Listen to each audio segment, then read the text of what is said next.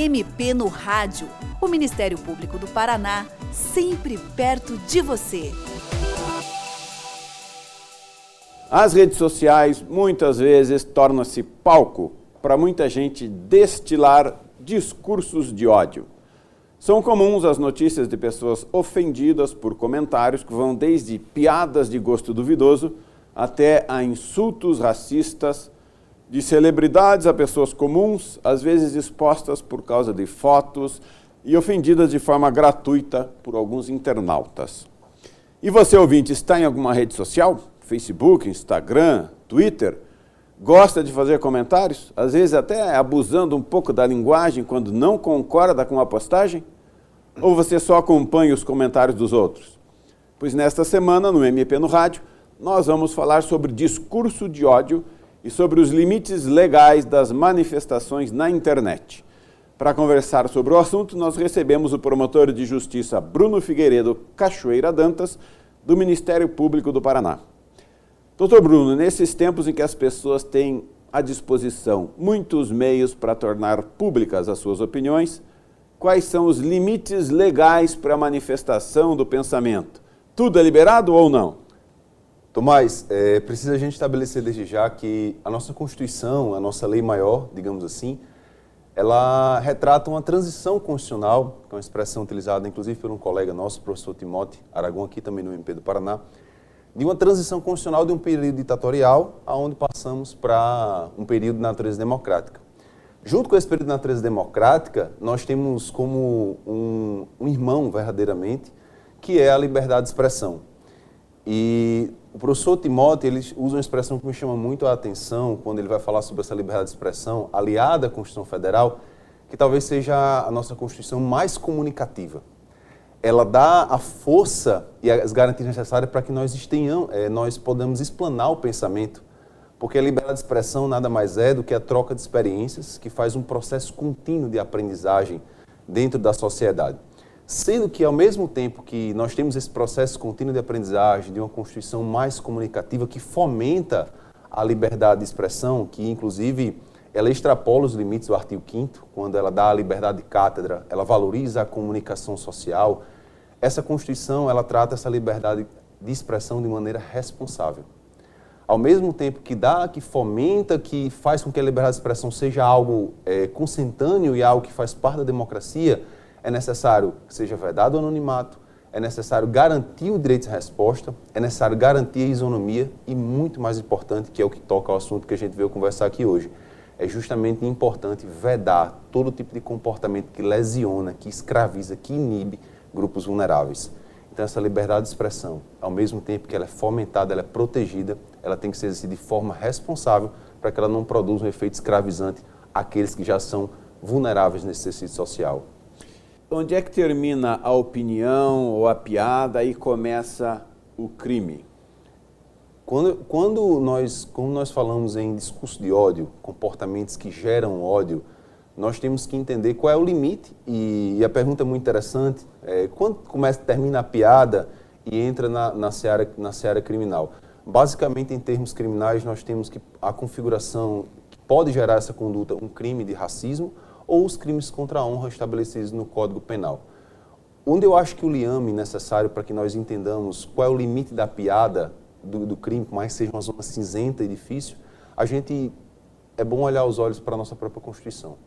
Quando nós estabelecemos como um dos nossos fundamentos o princípio da dignidade da pessoa humana e, principalmente, o nosso objetivo enquanto república, que é a construção de uma sociedade livre, justa e igualitária.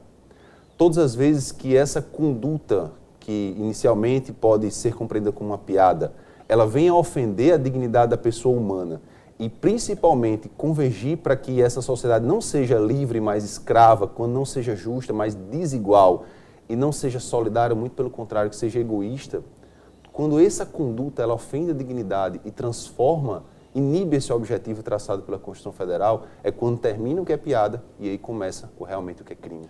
O senhor falou aí daquilo que é previsto na legislação penal, os crimes de honra, seria calúnia, injúria e difamação. Ou seja, o limite é, se caluniou, se difamou, ou se a pessoa sentiu-se injuriada, ou no caso do racismo também, que o senhor falou, usar como ofensa a raça, a origem étnica, isso também é considerado crime previsto na legislação. Exatamente. E uma coisa interessante é rememorar um caso que foi julgado pelo Supremo Tribunal Federal no ano 2004, no caso Elvager, em que foi vedado, e o Brasil e o Supremo Tribunal Federal deixou muito claro que o discurso de ódio ele não integra a liberdade de expressão no nosso ordenamento jurídico. Onde naquela oportunidade verificou-se que a vedação do discurso antissemita, a vedação do discurso de desigualdade, muitas vezes fazendo menção a teorias de natureza revisionistas, aonde essa comunicação que ofende, que gera discriminação, que ofende a raça, e a gente já descobriu desde o ano 2000 que não existe raça e sim a condição de seres humanos, e o que nos diferencia são meramente características físicas e comportamentais. Essa conduta ela pode gerar sim uma configuração de um crime de racismo, a qual tem as suas condições lá estabelecidas pelo artigo 20 da Lei 7.716. E o que é que são exatamente os chamados crimes de ódio? Quando nós falamos sobre crimes de ódio, partimos de um pressuposto de um discurso de ódio. Até para a gente partir de uma configuração e tentar conceituar o que é um discurso de ódio. O discurso de ódio é aquela manifestação que ela provoca uma escravização, um efeito silenciador, um efeito hierarquizador, tá? De forma que oprime e vulnera grupos que muitas vezes já têm os seus problemas de natureza social de expor o seu pensamento. O discurso de ódio ele é aquele, portanto, que é manifestado com o intuito de provocar ainda mais escravização para grupos que historicamente já têm o seu poder, a sua liberdade restringidas por várias circunstâncias sociais. Então, tendo em conta que o discurso de ódio ele é algo que escraviza, o crime de ódio, portanto, seria justamente quando essas condutas de escravização, quando essas condutas que provocam esses efeitos inibitórios, esses efeitos silenciantes, eles adentram uma conduta de natureza criminal. Doutor Bruno, quais são as possíveis consequências quando alguém faz alguma postagem ou algum comentário indevido nas redes sociais? Por exemplo, um comentário misógino, racista, homofóbico. Existem sanções previstas na legislação? Quando nós falamos sobre o exercício dessa liberdade de expressão, é preciso, Tomás, estabelecermos algo que o Supremo Tribunal Federal deixou assente na sua jurisprudência, a qual o direito à liberdade de expressão ele recebe uma precedência prima facie, ou seja, uma precedência condicionada. Nós partimos do pressuposto no Brasil que o exercício da manifestação ele é legítimo, ele é fomentado. Nós temos uma Constituição que podemos dizer assim, pró-discurso, ou seja, que ela fomenta o discurso. No entanto, essa liberdade de expressão de natureza responsável, como havíamos comentado aqui, ela requer que alguns determinados comportamentos, quando eles passam dos seus limites de natureza legal e moral, eles têm algumas consequências legais, principalmente quando isso gera efetivo perigo de real e iminente a que aqueles grupos tenham ainda mais seus direitos de natureza lesionados. Essas consequências podem ficar tanto na área penal, com a configuração de uma natureza criminosa, como também na área civil, estabelecido como um abuso de direito. Ou seja, também é possível que na seara civil tenha algum tipo de, não só de reparação a título de dano moral, como também os efeitos processuais, que é a possibilidade daquela matéria, daquele comentário seja retirado de veiculação, se assim for o entendimento naquele caso concreto. Então, esse é um ponto interessante. Além das penas previstas, que não são muito altas, né, as penas para os crimes de honra, por exemplo, difamação, calúnia e injúria, pode sujeitar a pessoa a pagar indenização por danos morais. Sim. E aí dói no bolso. Exato. Isso pode gerar, mas como eu havia falado, a liberdade de expressão tem uma precedência condicionada. Então, nós temos uma Constituição pró-discurso, onde fomenta esse discurso. Para que aí o Supremo Tribunal Federal, de maneira bem pedagógica, chama a liberdade de expressão como um princípio, um metadireito. Então, por termos essa precedência condicionada da liberdade de expressão, ou seja, que ela é fomentada e a Constituição fala o pró-discurso, a argumentação para que essa liberdade de expressão não seja exercida, como, por exemplo, o questionamento de uma reparação, dano moral, ou que determinada matéria, determinado comentário seja retirado, a argumentação que tem que ser levado a cabo para que isso aconteça é muito mais pesada e muito mais séria, porque eu estou inibindo a liberdade de expressão, mas estou inibindo por uma argumentação séria, porque aquela determinada manifestação, ela infringiu e lesionou direitos. E na prática isso acontece? É comum? Recentemente nós temos um julgado pelo Superior Tribunal de Justiça, aonde, inclusive, do ex-presidente Fernando Collor de Mello, onde, inclusive, uma determinada matéria jornalística foi veiculada e, inclusive, houve uma reparação a título pecuniário, tá? Porque verificou-se que, no caso concreto, aquela matéria jornalística ela não foi estabelecida a matéria de fundo, ou seja, a veracidade, o dever de informação, o dever legal de conhecimento, que também é um direito fundamental. Então, é possível, sim, que, na prática, se essa matéria, essa veiculação do pensamento, ela tenha fins simplesmente não para informar, não para um processo de aprendizagem, mas um fim realmente para trazer mentira ou até mais cotidianamente a expressão do fake news, é possível sim que na prática nós tenhamos uma condenação, uma reparação nesse sentido. E o que é que deve fazer uma pessoa que é atacada com comentários ou com postagens de ódio nas redes sociais? A quem a pessoa pode recorrer? Inicialmente, a primeira postura que temos que fazer nesse momento, uma pessoa quando se sente atacada, ela tem que procurar o sistema de justiça, notadamente a delegacia de polícia, para que haja a lavratura de um boletim de ocorrência, se assim for o caso criminoso, para que o sistema de natureza, o sistema de justiça possa tomar conhecimento que aquela ação ela foi provocada, que ela foi manifestada, e aí, a partir dali, entender, né, salvo nos casos de ação penal de natureza privada, onde inclusive o Ministério Público atua como um garantidor do fiscal da lei, mas a primeira providência é levar esse conhecimento ao sistema de justiça, para que dentro do sistema de justiça possa ser aferida qual foi o tipo de conduta e qual foi o tipo de dano que foi gerado naquela determinada situação. E como é que a pessoa faz prova disso? Basta ela fazer o print, ou ela tem que ir no cartório? Como é que ela faz para provar que houve essa ofensa? Porque a pessoa que ofendeu pode apagar, por exemplo.